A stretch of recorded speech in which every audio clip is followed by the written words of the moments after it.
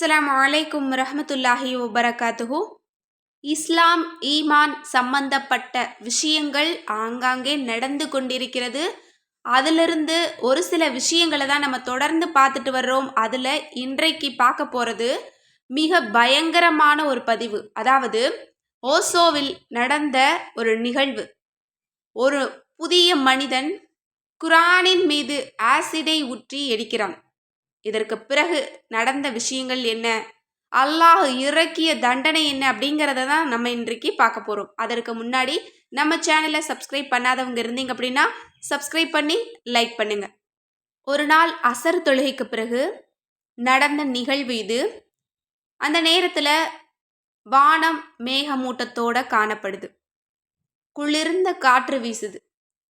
தொழுகையை முடிச்சுட்டு பள்ளிவாசல்ல இருந்து சில நபர்கள் வெளியே வந்துட்டு இருக்காங்க. ரொம்ப அமைதியான சூழ்நிலை.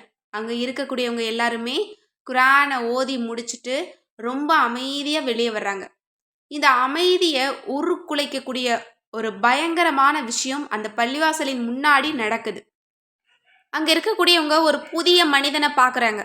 அவனுடைய கண்கள் கூர்மையானதாக இருக்குது. அவனுடைய முகம் கோபமுடையதாக இருக்குது. அவனுடைய நடை வித்தியாசமாக இருக்குது. அவனுடைய வேகம் புயலை போல இருக்கு. ஆனால் அவனுடைய கைகளில் குரான் இருக்கு. ஆனால் அவன் அதை ஓதுறதுக்காக கொண்டு வரல. மிக பயங்கரமான ஒரு விஷயத்தை செய்யறதுக்காக அவன் கையில் குரானை வச்சிருக்கான்.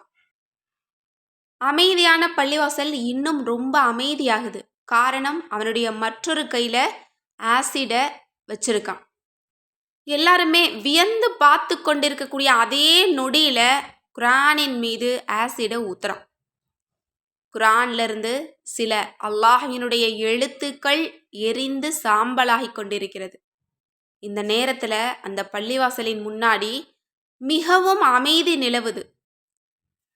அந்த நேரத்தில் யாருக்கும் என்ன செய்யறதுன்னே தெரியல. எல்லாருமே இது அல்லாஹ்வினுடைய நாட்டம், இது அல்லாஹுவால் ஏற்படுத்தப்பட்ட விஷயம், இதில் ஏதோ இருக்கு அப்படின்னு யோசிச்சுட்டு இருக்காங்க. இன்னும் அங்கே இருக்கக்கூடியவங்க அந்த மனிதன் மேலே எந்த விதமான கோபமும் படலை. சிலர் அமைதியாக இருக்காங்க, சிலர் அழுகையோடு இருக்காங்க, சிலர் புன்முறுவலோடு இருக்காங்க, சிலருக்கு என்ன பண்ணுறதுனே தெரியல, ரொம்ப பதட்டமாக இருக்காங்க. அதே நேரத்தில் அந்த மனிதனுடைய முகம் மாறுது.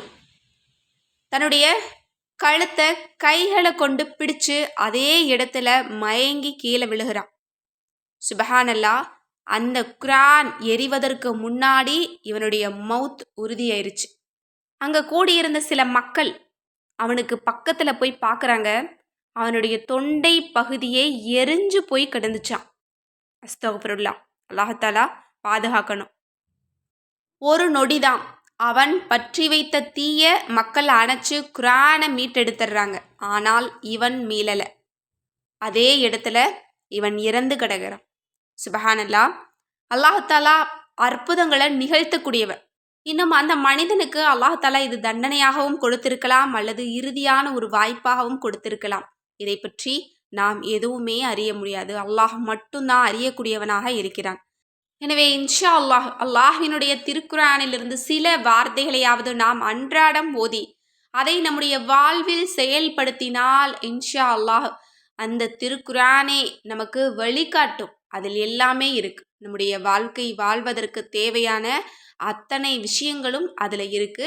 எனவே திருக்குரானை நம்ம உயிருக்கு மேலாக நம்ம கருதணும்.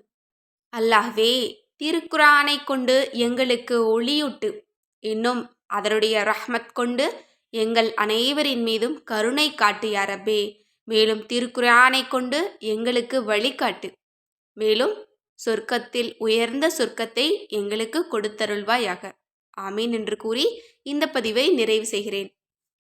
மேலும் இந்த பதிவினுடைய கருத்துக்களை கமெண்ட் பாக்ஸில் தெரியப்படுத்துங்க. மேலும் இதுபோல் இன்னொரு சம்பவத்தோடு நம்ம மீண்டும் சந்திக்கலாம். அஸ்ஸலாமு அலைக்கும் வரஹ்மத்துல்லாஹி வபரகாத்துஹு.